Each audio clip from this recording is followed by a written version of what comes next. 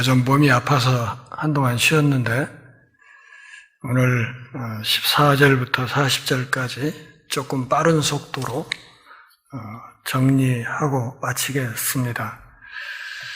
사도행전 2장의 대부분은 베드로가 오순절에 전했던 설교로 구성되어 있습니다. 기독교 역사상 설교의 걸작이라고 할 만한 아주 중요한 설교입니다. 베드로는 이 설교에서 세 가지 요점을 우리에게 전달하고 있습니다. 14절부터 21절까지는 상황을 설명하고, 그리고 22절부터 36절까지는 예수 그리스도에 관한 설명을 하고, 그리고 37절부터 40절까지는 죄인들을 향한 권면으로 설교가 짜여져 있습니다.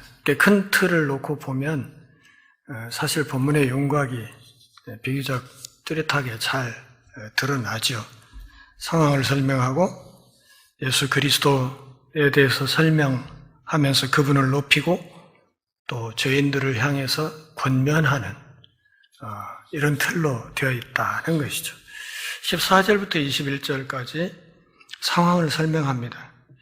많은 사람들이 이 오순절 사건, 오순절에 있었던 여러 가지 사건을 아주 비정상적으로 보고 있었고, 또 성령의 감동을 받아서 복음을 전하는 제자들에 대해서 여러 가지로 부정적인 시각으로 보는 사람들도 많았습니다. 그래서 베드로는 이런 오해를 불식시키기 위해서 그것에 대한 설명을 하면서 설교를 시작합니다. 14, 15절 말씀을 보면 너희는 이것을 알고 내 말을 들으라. 때가 제3시니 너희 생각과 같이 이 사람들이 취한 것이 아니다. 그러니까 예수님의 제자들이 지금 술 취해서 해롱거린다, 이렇게 보는 시각에 대한 베드로의 변명입니다. 술 취한 혐의를 받는 제자들을 베드로가 변호한 것이죠. 지금 시간은 셋째 시간, 다시 말하면 오늘 우리 시간으로는 아침 9시다. 그러므로 사람들은 대체로 아침이 아니라 밤에 술을 먹고 취하기 때문에 지금 이 아침 시간에는 사람들이 이렇게 술 먹고 취할 수 없는 시간이다. 더더군다나 어떻게 술 취한 사람들이 다른 유창한 외국어로 명확하게 복음에 대해서 설명을 할 수 있겠는가, 이렇게 이야기하면서 제자들을 변론했습니다. 그리고 그날 일어난 모든 상황을 청중들에게 설명합니다. 특별히 세 가지 측면에서 이 오순절 사건을 설명하려고 합니다. 16절부터 18절까지 해서 성령에 대해서 사도가 설명을 시도합니다. 그러나 이는 선지자 요엘로 하신 말씀이다. 내가 내 영을 내 남종과 여종에게 부어주리니 그들이 예언할 것이다. 베드로는 선지자 요엘의 글을 인용하면서 설교합니다. 그리고 이 요엘의 이 예언은 이 오순절보다 앞선 시점에서 성취되었음에도 불구하고 이 일이 오순절 사건을 통해서 아주 명확하게 성취되었다고 논증합니다.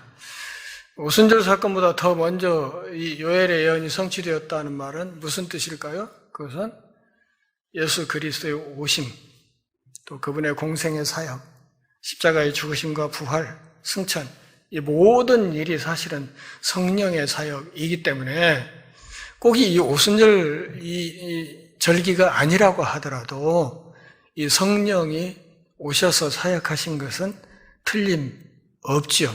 그럼에도 이 오순절 사건을 통해서 성령이 아주 뚜렷하게 요엘의 예언을 성취하시면서 임했다고 설명하는 것입니다. 두 번째로는 19절, 20절에서 말하듯이 여러 가지 징조와 징후가 있다는 이야기를 합니다. 내가 기사와 징조와 피와 불과 연기를 보이리니 주의 크고 주목할 만한 날이 이르기 전에 해가 어두워질 것이다. 이렇게 이야기를 함으로써 여기 등장하는 징조라는 것은 심판을 말한다는 사실을 우리가 알아야 합니다. 하나님께서 우리에게 주시는 구원의 메시지는 그리스도를 거부하는 사람들에 대한 심판과 별개가 아니라는 사실을 알아야 합니다. 그래서 사도는 이 설교의 끝부분에서 회개하고 복음을 믿고 구원을 받으라고 사람들에게 권면하고 있는 것입니다. 세 번째로는 구원에 관해서 이야기를 합니다. 구원의 길에 대해서 21절에서 누구든지 주의 이름을 부르는 자는 구원을 얻을 것이다. 이렇게 얘기를 했습니다. 이 진술은 요엘서 2장 32절에서 인용한 것입니다. 사람들은 요엘이 말했던 주님이 예수님이라는 사실을 잘 이해하지 못했지만 베드로는 이 사실을 분명히 알고 있었습니다. 이것은 사도 베드로가 요엘 선지자의 말씀을 인용하고 해석하는 과정에 성령 하나님의 깨우쳐 주시는 은혜가 있었다는 사실을 반증하는 것입니다. 14절부터 21절까지 이렇게 상황을 설명한 뒤에 22절부터 36절까지에서는 예수 그리스도에 관한 설명을 하면서 예수 그리스도를 한없이 높입니다.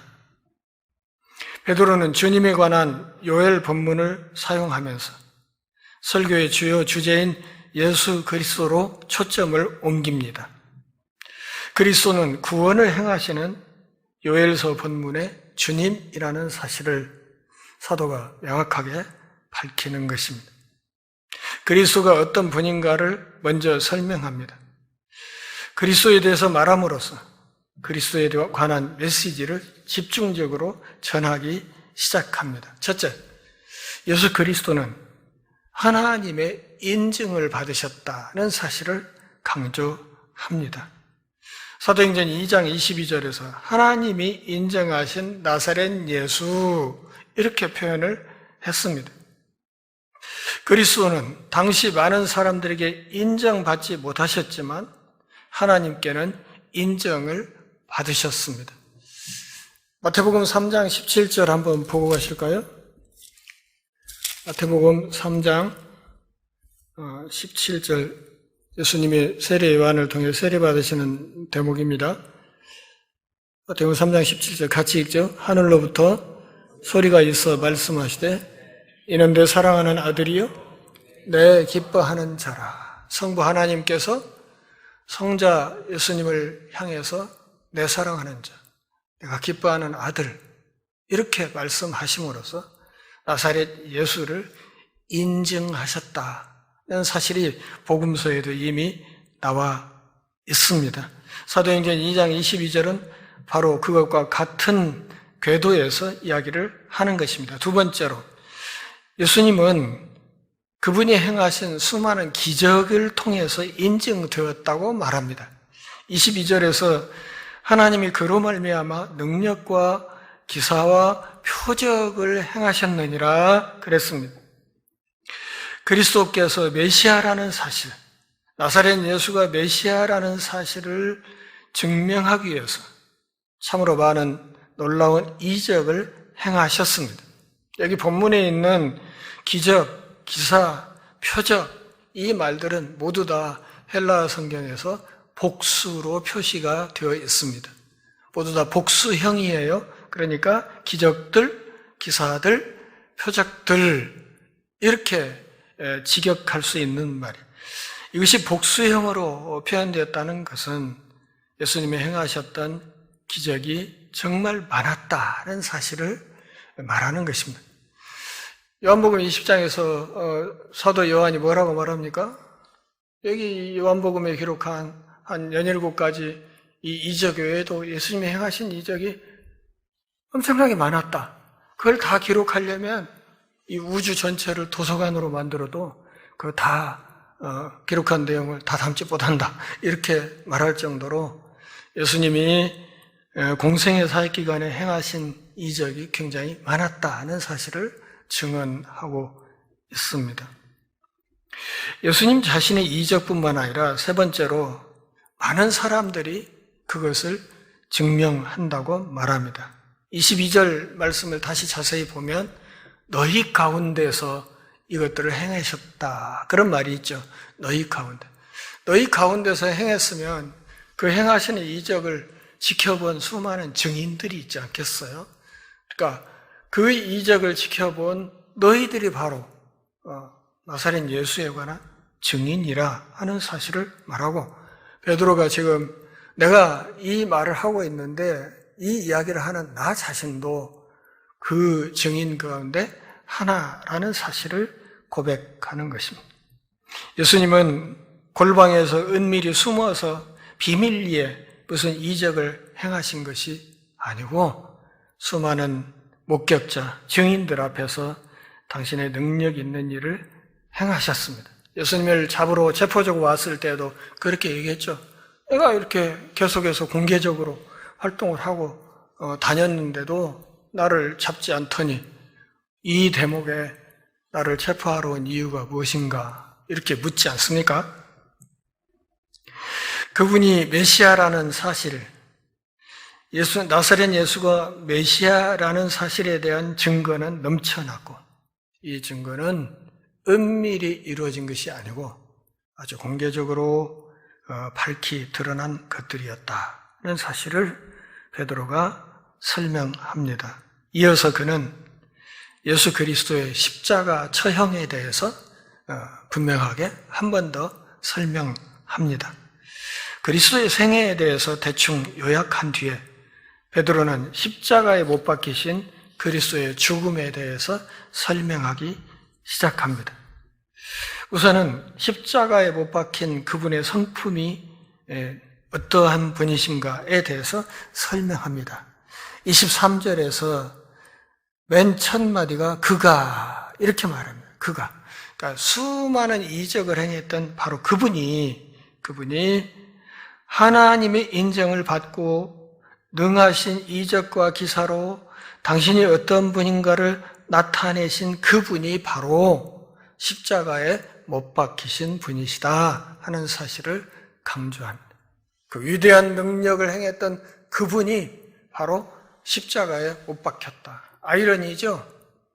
그 위대한 능력자가 십자가에 붙잡혀가지고 십자가에서 정말 무기력하게 죽어버렸다는 사실이 이게 아이러니죠. 체포자가 왔을 때 예수님이 하신 얘기가 있죠.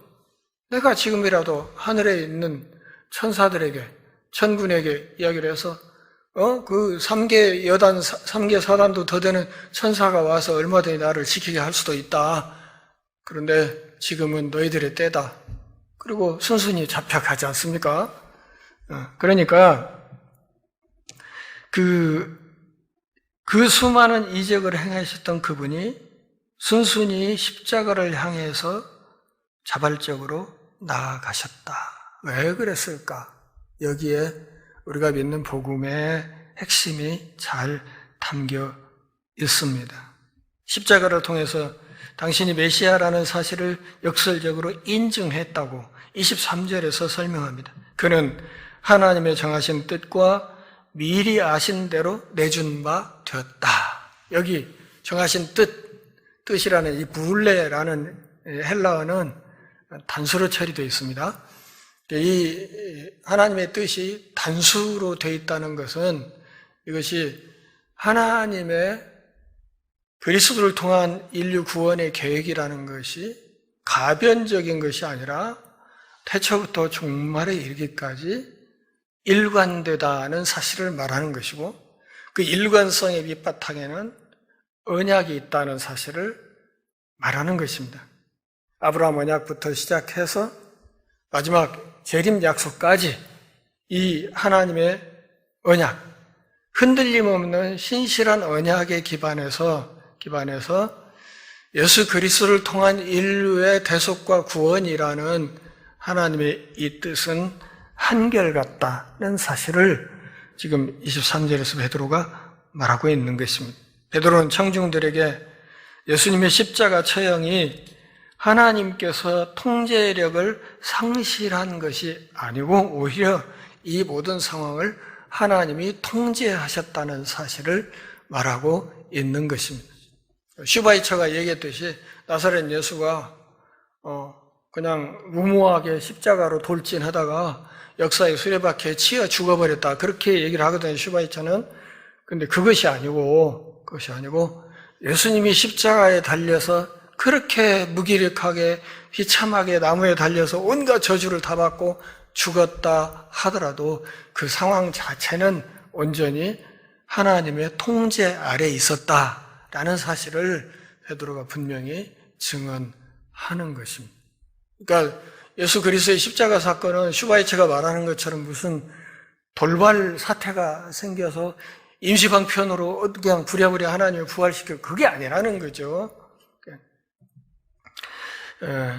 그러므로 십자가에 나사렛 예수를 못 박은 자들의 악행은 아주 심각한 것이다 하는 사실을 베드로는 23절에서 분명히 강조합니다. 악한 손을 빌어서 십자가에 못 박아 죽였느니라. 그러니까 악인들의 손을 빌어서 나사렛 예수가 십자가에서 죽음을 당하게 되었다. 베드로는 주저하지 않고 청중들을 비난했습니다.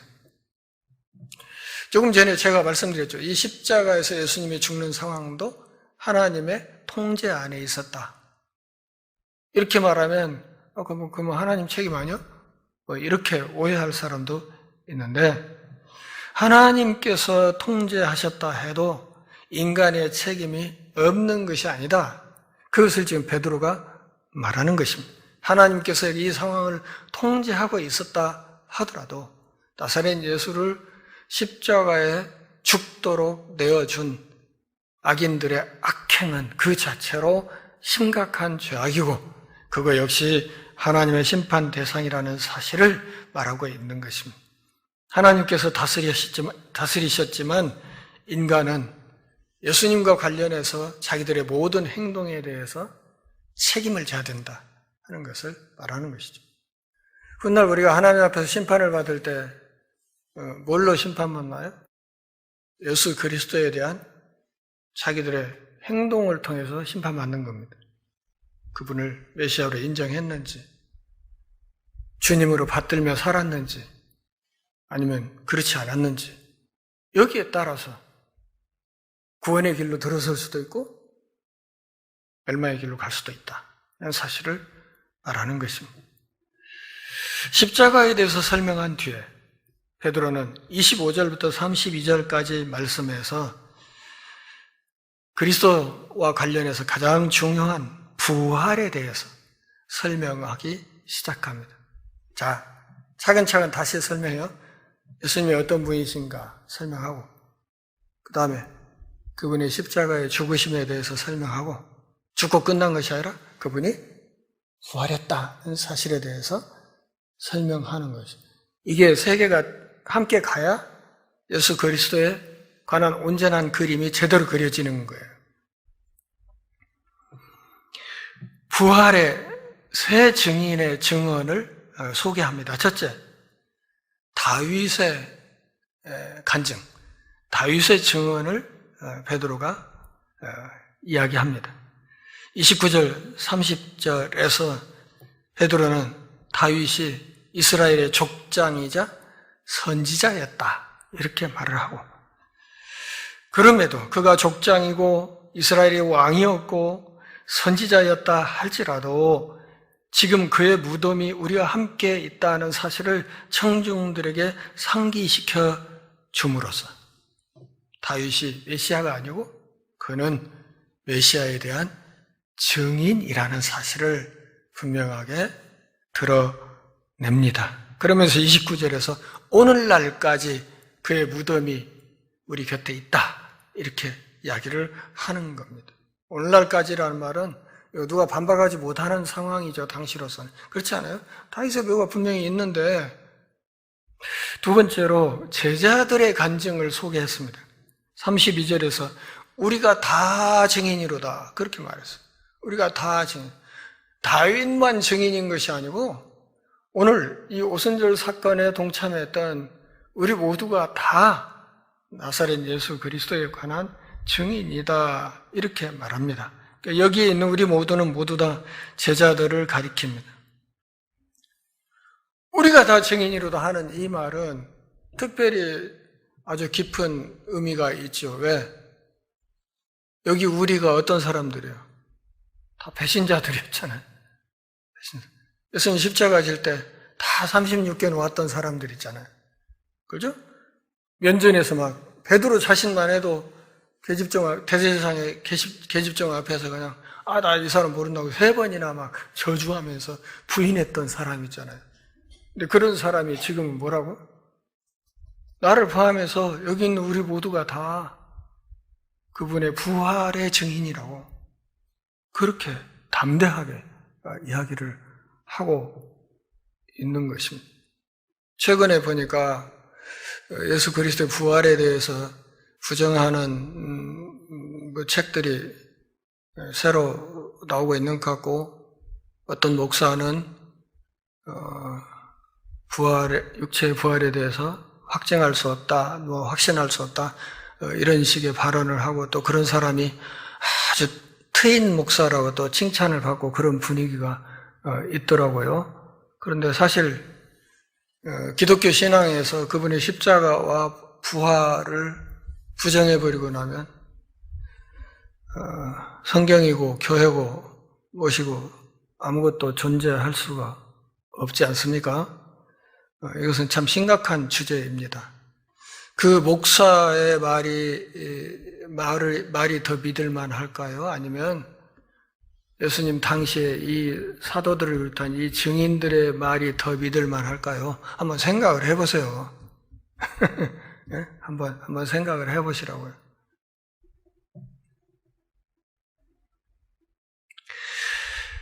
그래서 33절에서 세 번째 아주 뚜렷한 증언을 우리에게 소개합니다. 33절 그러므로 하나님이 오른손으로 예수를 높이심에 그가 약속하신 성령을 아버지께 받아서 너희 보고 듣는 이것을 부어주셨다. 보고 듣는 뭐예요? 하늘에서 막 불 같은 것이 내려와가지고 각 사람 머리에 임했던 거 봤잖아요.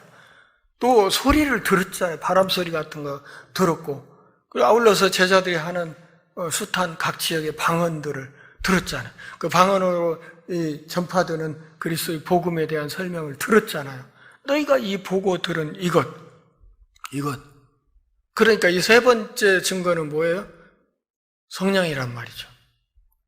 이 부활의 결정적인 증거는 군중이 방금 보았던 성령의 부어지심, 오순절의 성령의 나타나심, 이것이 굉장히 뚜렷한 증거라고 지금 사람들에게 설명을 하는 것입니다.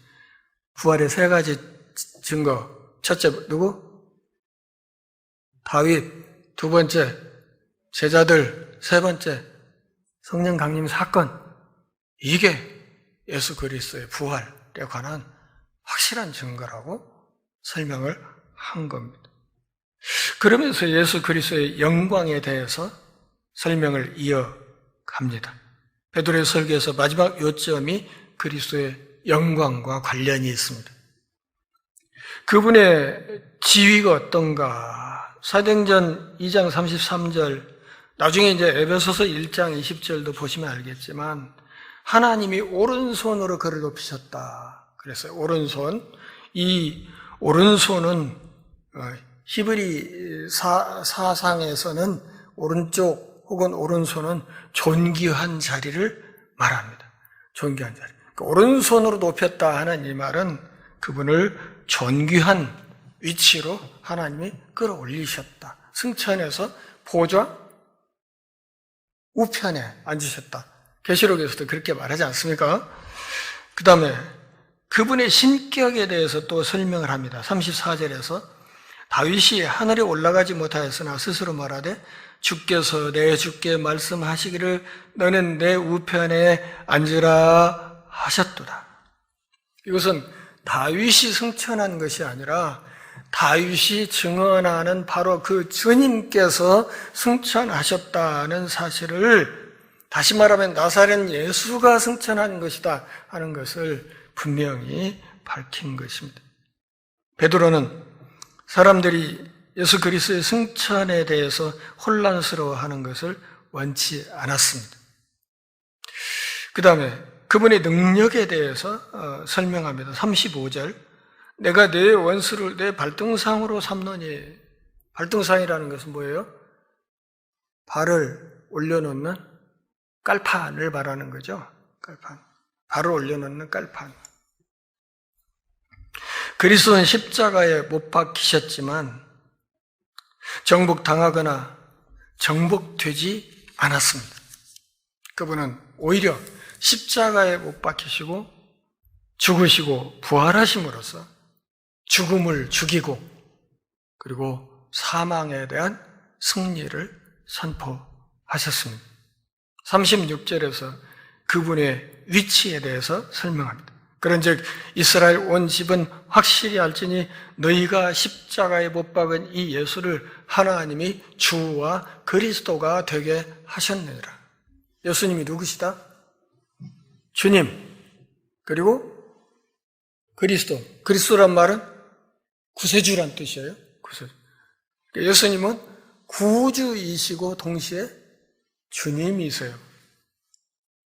같은 말 아니에요? 이렇게 생각하실지 모르겠는데 전혀 달라요. 구주라는 말은 우리 신앙생활의 첫걸음과 관계가 있어요. 그러니까 나를 죄에서 건져내는 그 과정에 예수님의 사역을 우리가 그분을 구주시다, 이렇게 메시아다, 구세주다 이렇게 말하는 것이고, 주님이라는 말은 그 첫걸음을 뗀 이후 우리가 주님 앞에 가는 그 마지막 순간까지 우리 삶의 모든 영역에서 그분이 왕으로 자리 잡고 계시다, 그분이 주인이시다 하는 것을 이야기할 때 주님 이렇게 말하는 겁니다. 그러니까 구주라는 말과 주님이라는 말은 개념이 다르다는 사실을 알아야 됩니다. 예수님은 우리의 구주이심과 동시에 주님이십니다. 우리 교회 주보 잘 보세요. 주보 잘 보시면 그런 문구 있을 거요. 구주 예수님은 주님이십니다. 제가 그렇게 써놨죠. 그렇죠? 그게 그냥 폼나라고 그냥 이렇게 써놓은 문장이 아니고요. 사실 이런 본문을 바탕으로 신학적인 그 분석과 성찰을 통해서 문구를 만들어서 넣어놓은 거예요. 그냥 아무렇지도 않게 그냥 아무렇게나 만들어 놓은 게 결코 아니란 말이죠. 예수님은 우리의 구주임과 동시에 주님이시다 이런 사실을 지금 베드로가 분명하게 이야기를 합니다. 그분이 우리의 구주 되셨기 때문에 우리가 신앙의 첫걸음을 뗄 수 있었고, 그리고 그분이 우리의 주님이시기 때문에 이 사망의 음침한 골짜기 같은 이 광야를 우리가 행진해 나갈 때 담대하게 그 주님을 믿고 행진해 나갈 수가 있는 것입니다. 예수님은 우리의 구주이심과 동시에 주님이시다 하는 사실을 알아야 됩니다. 마지막으로 37절부터 40절까지 해서 죄인들을 향해서 권면합니다. 베드로의 이 훌륭한 설교에서 마지막 요점은 죄인들이 그리스도께 나아오도록 권고하는 것이었습니다. 베드로는 사람 낚는 어부로서 회심자들을 위해서 사람 낚는 그물을 내렸습니다. 예수님이 말씀하셨죠. 베드로를 부를 때 네가 이후로는 사람 낚는 어부가 될 것이다. 그러니까 사람 낚는 어부의 직임을 이렇게 감당한 겁니다. 권면을 위한 준비가 37절에 기록되어 있습니다. 저희가 이 말을 듣고 마음에 찔려 베드로와 다른 사도들에게 물어 이르되 형제들아 우리야 어찌할꼬 하거나. 저는요 이 설교자로서 사실 이런 소망이 있어요. 제가 설교할 때 어찌야 졸랑고 교인들이 설교를 들으면서 어쩌면 좋아 나 이제 죽었네 이렇게 가슴을 치면서 이런 설교를 해보고 싶어요. 근데 그게 좀 잘 안 되더라고요. 한 번이나 물러날 때까지 단 한 번이라도 그런 설교를 좀 해보고 싶은데 그게 잘 안 돼요. 잘 안 돼요. 그냥 그래서 이 사람들이 가슴을 치면서 어쩌면 좋을런고, 우리가 어쩌면 좋아요, 이런 탄식을 베드로 앞에서 했어요. 베드로의 이 설교를 듣고 사람들이 그럼 우리는 어떻게 해야 돼요? 어떻게 해야 되는 거예요? 우리가 나사렛 예수를 십자가에 못 박아 죽인 참으로 참혹한 죄인들인데 우리가 그러면 그 죄를 우리가 어떻게 씻어야 돼요? 어쩌면 좋아요?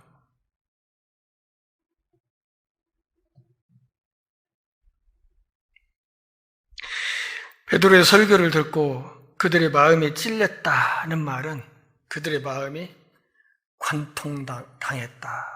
백지영의 노래로 얘기를 하면 총 맞은 것처럼 가슴이 팍 뚫려버린 것 같은 그런 느낌입니다. 백지영이 총 맞아보고 그런 노래를 불렀는지는 잘 모르겠는데, 히브리서 4장 12절 말씀이 어떤 말씀이 있습니까?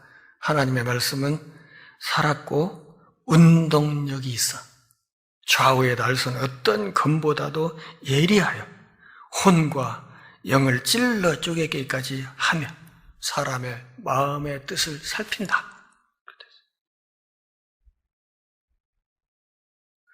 하나님의 말씀은 양날메스다.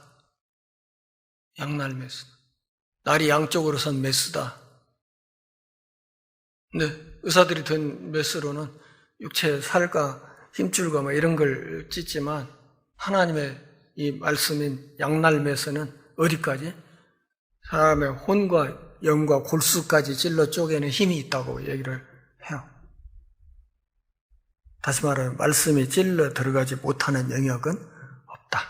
보이지 않는 우리의 영적인 세계, 우리 정신적인 영역까지 하나님의 말씀이 파고들 수 있다고 이야기를 하는, 하나님의 말씀이 정말 예리하다는 사실을 말하는 것이죠.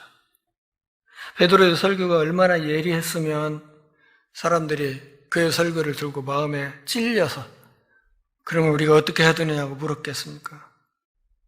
베드로는 그저 하나님의 말씀을 전파했고, 그런데 그 말씀은 많은 사람들의 마음에 확신을 주었습니다.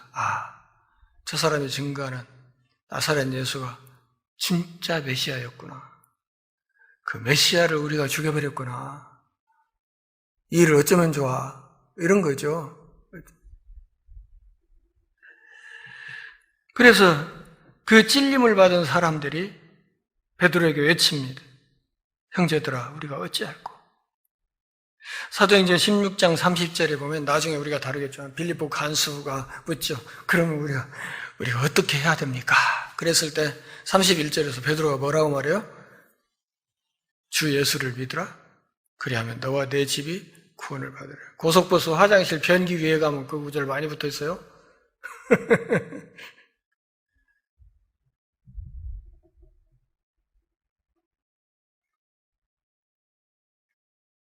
베드로는 죄인들이 우리가 어쩌면 좋습니까? 이런 탄식이 나올 때까지는 그물을 치지 않았어요.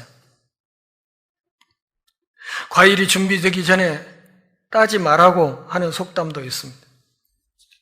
우리가 복음을 전할 때는 복음 자체를 성실하게 전하고 그 복음을 받은 사람의 마음의 문이 충분히 열릴 때까지 기다리는 지혜가 필요합니다.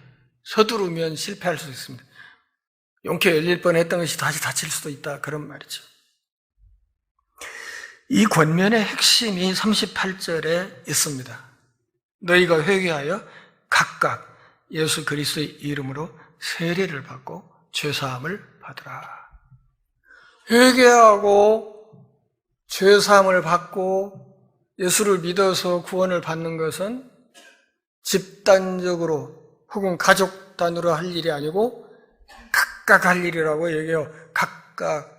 나는 우리 옆에 있는 새벽 기도에도 열심히 나오고 교회 열심히 다니니까 나중에 때 되면 우리 옆에 있는 몸빼 끈잡고 따라갈라요. 뭐 이런 사람들 가끔 저도 봤거든요. 전도하다가 그런 얘기 몇 번 들었어요. 근데 그 몸빼 건 믿을 건 아니죠. 회개하고 세례받고 구원받는 것은 각각 해야 될 일. 각각. 베드로는 유죄 판결을 받은 죄인들에게 두 가지 일을 하라고 말합니다. 첫째, 구원의 전제 조건으로서 뭐 해야 된다? 회개해야 된다. 이런 거죠. 이 회개한다는 것은 어떤 서약서에 서명하는 것 이상을 뜻합니다. 당시 회개하고 세례받는 문제는 사실은 목숨을 거는 문제였어요. 오늘날하고는 많이 달랐습니다. 로마 제국 아래에서 사실 로마 제국의 공권력에 의해서 예수님이 십자가에 죽은 그런 세상이잖아요. 그런 살벌한 세상에서 회개하고 로마 황제가 아닌 나사렛 예수가 나의 구주고 주님이라고 고백하는 게 이게 목숨 걸지 않으면 안 되는 문제였단 말이에요.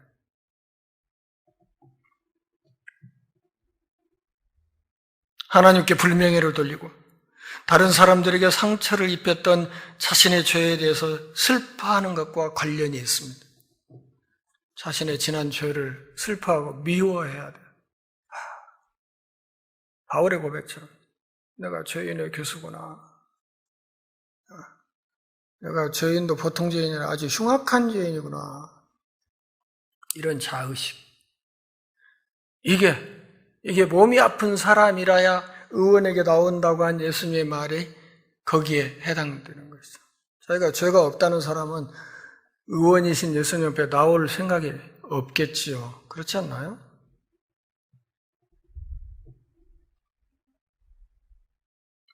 바로 이 회개하는 것이 구원을 위해 구세주를 찾는 것과 깊은 관련이 있습니다. 두 번째는 구원의 고백입니다. 첫째는 회개하고 두 번째가 구원을 위해서 하나님 앞에 엎드려서 구원을 구하는 고백. 그것이 세례받는 것과 관련이 있다고 말하는 것입니다.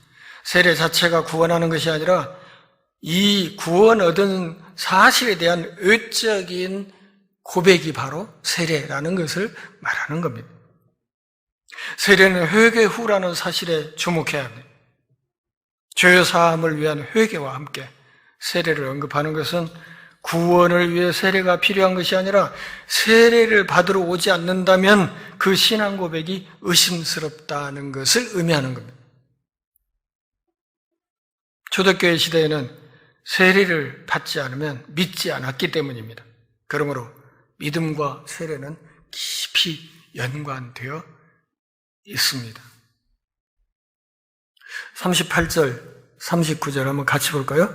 베드로가 이르되 너희가 회개하여 각각 예수 그리스도의 이름으로 세례를 받고 죄 사함을 받으라. 그리하면 성령의 선물을 받으리니 이 약속은 너희와 너희 자녀와 모든 먼데 사람 곧 주 우리 하나님이 얼마든지 부르시는 자들에게 하신 것이라 하고. 좀 쉽게 말할까요? 우리 교회 표와 관련돼서 이 약속은 우리들이 가문을 위한 거다. 그런 말이지. 성령의 선물을 받으라. 이 약속은 모든 믿는 자에게 주신 것이다. 민족과 종족과 언어와 피부 색깔과 삶의 형편과 뭐가 다 달라도 이 약속은 모든 인류에게 다 적용될 수 있다. 우리가 나사렛 예수를 구주와 주로 영접하고 고백하자마자 이 약속이 적용되기 시작합니다. 이 모든 과정에 성령 하나님이 활동하십니다. 여러분 오늘 저녁에 여기 올 때 그냥 내가 내 발로 그냥 교회당 왔다 이렇게 생각하시겠죠? 아니요. 그 성령 하나님이 다 마음을 정리하고 이렇게 해서 발걸음 이쪽으로 돌려놓은 거예요. 그래서 오신 거예요. 그래서 오신 거예요.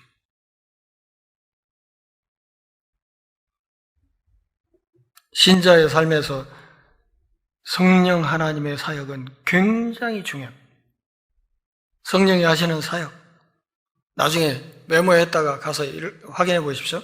에베소서 1장 13절에서 우리를 인치신다 그랬어요.